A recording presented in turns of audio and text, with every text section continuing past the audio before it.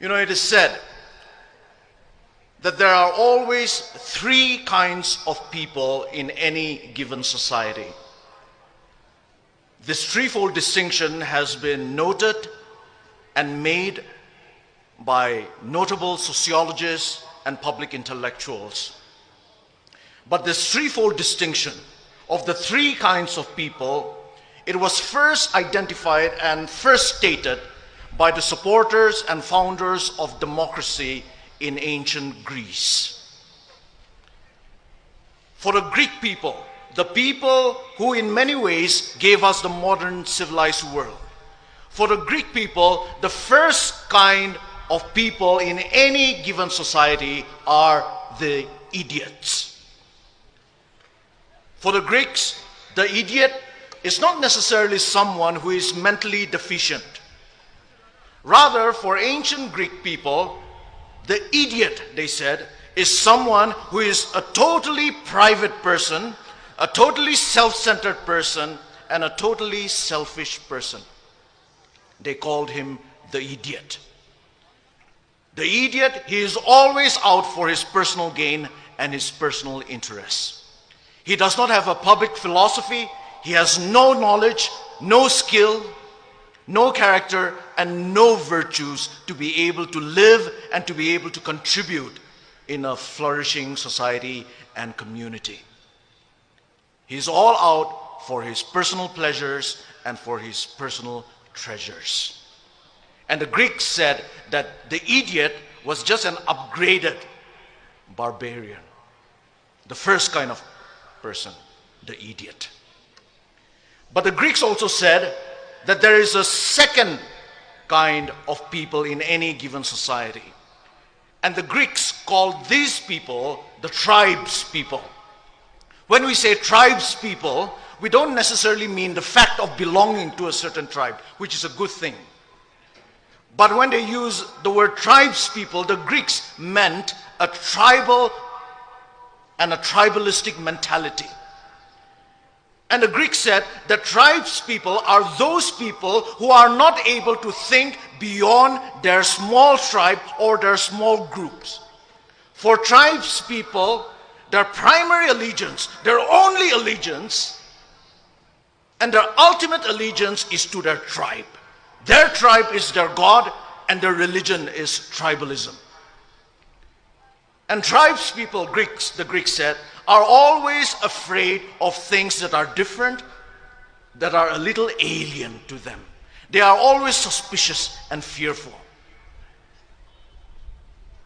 And they always dealt with different people and difficult situations with intimidation, with force, and with violence. And the Greeks also said that the ideal person for tribes people is the warrior, because tribes people are a war-making people. Their ideal is the warrior. But it was not so for the Greeks. For the Greeks, there was another kind of people, another kind of a person, and that was the ideal person. And the Greeks called this ideal person the citizen. The citizen. And here when we use the word citizen, we are not talking about legal status or political status. We are talking about the idea and the ideal of citizenship. And who is the citizen?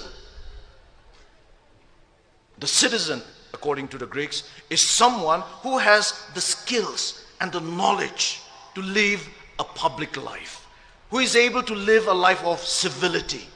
The citizen recognizes that he or she is a member of a commonwealth and thus strives for the common good. That is the citizen.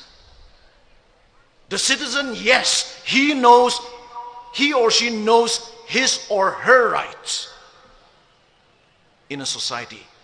But he or she also knows his or her responsibilities to society. The citizen can fight for his rights, but always with an awareness of and with a respect for the rights and interests of others, of their neighbors. of the smallest of minorities, and of the worst of their enemies. And it is citizens, the Greeks said, that make up a civilized society.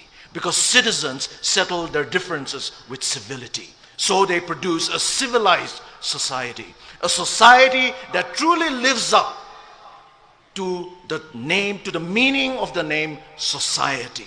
Society literally means friendship and friendliness.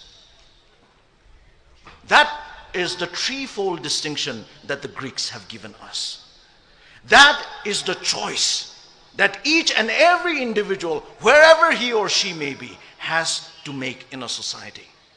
And I believe that that is the choice that starkly faces us Naga people today. Will we be idiots, living only for ourselves? Will we be tribalistic tribespeople, unable to think beyond our tribes and our small groups? Or will we be citizens? Citizens in the best sense of the word. Today, on this historic day, I believe I want to make my choice. And I also believe that you will want to make your choice. And I hope you and I will take that right choice.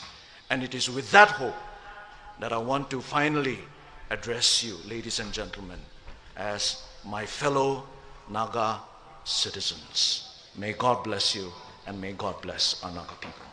Thank you. Thank you, Dr. Kevichuse.